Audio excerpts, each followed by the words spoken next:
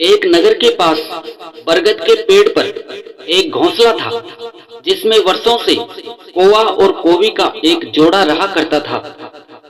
दोनों वहां सुखमय जीवन व्यतीत कर रहे थे। दिन भर भोजन की तलाश में वे बाहर रहते और शाम ढलने पर घोंसले में लौटकर आराम करते। एक दिन एक सांप भटकते हुए उस बरगद के पेड़ के पास आ गया।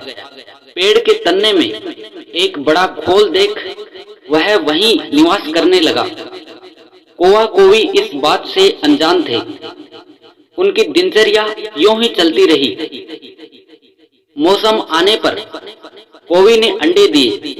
कौवा और कोवी दोनों बड़े प्रसन्न थे और अपने नन्हे बच्चों के अंडों से निकलने की प्रतीक्षा कर रहे थे। लेकिन एक दिन जब वे दोनों भोजन की तलाश में निकले तो अवसर पाकर पेड़ की खोल में रहने वाले सांप ने ऊपर जाकर उनके अंडों को खा लिया और चुपचाप अपनी खोल में आकर सो गया। कौवा कोवी ने लौटने पर जब अंडों को घोंसलों में नहीं पाया तो बहुत दुखी हुए।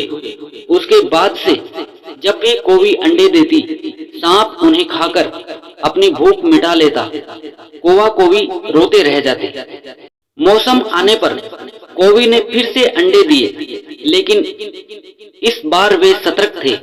वे जानना चाहते थे कि आखिर उनके अंडे कहाँ गायब हो जाते हैं। योजना के अनुसार एक दिन वे रोज की तरह घोंसले से बाहर निकले और दूर जाकर पेड़ के पास छुपकर अपने घोंसले की निगरानी करने लगे।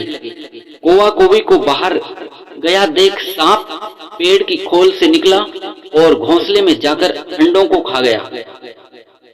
आंखों के सामने अपने बच्चों को मरते देख कौवा कोवी तड़प कर रह गए। वे सांप का सामना नहीं कर सकते थे। उसकी तुलना में वे कमजोर थे, इसलिए उन्होंने अपने वर्षों पुराने निवास को छोड़कर किसी अन्य स्थान पर जाने का निर्णय किया।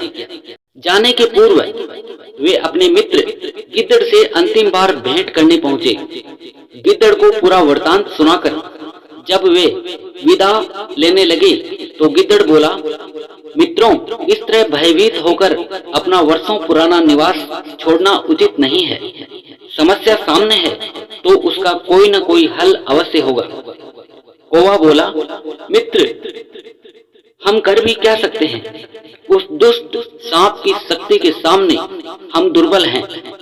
हम उसका मुकाबला नहीं कर सकते। अब कहीं और जाने के अलावा हमारे पास कोई चारा नहीं है। हम हर समय अपने बच्चों को मरते हुए नहीं देख सकते। गिद्दड़ कुछ सोचते हुए बोला, मित्रों, जहाँ शक्ति काम न आए वहाँ बुद्धि का प्रयोग करना चाहिए। यह कहकर उसने सांप से छुटकारा पाने की एक योजना कौवा और कोवी को बताई।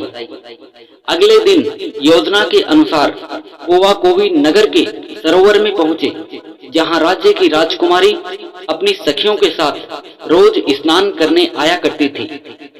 उस दिन भी राजकुमारी अपने वस्त्र और आभूषण किनारे पर रखकर सरोवर में स्नान कर रही थी। पास ही सैनिक निगरानी कर रहे थे। अवसर पाकर कौवे ने राजकुमारी का हीरों का हार अपनी चोंच में दबाया और कांव कांव करता हुआ राजकुमारी और सैनिकों को दिखाते हुए ले उड़ा। कौवे को अपना हार ले जाते देख राजकुमारी चिल्लाने लगी। सैनिक कौवे के पीछे भागे। वे कौवे के पीछे पीछे बरगद के पेड़ के पास पहुंच गए। कौवा यही तो चाहता था। राजकुमारी का हार पेड़ की खोल में गिराकर वह उड़ गया। सैनिकों ने यह देखा तो हार निकालने पेड़ की खोल के पास पहुंचे। हार निकालने के लिए उन्होंने खोल में एक डंडा डाला। उस समय सांप खोल में ही आराम कर रहा था। डंडे के स्पर्श से वह फन फैलाए बाहर निकला। सांप को देख सैनिक हरकत में आ गए और उसे तलवार और भाले से मार डाला। सांप के मरने के बाद कौवा और कोवी खुशी खुशी अपने घोंसले में रहने लगे।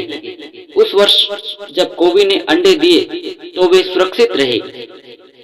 दोस्तों, इस कहानी से हमें शिक्षा मिलती है कि जहाँ शारीरिक शक्ति काम नहीं आई, वहाँ बुद्धि से काम लेना चाहिए।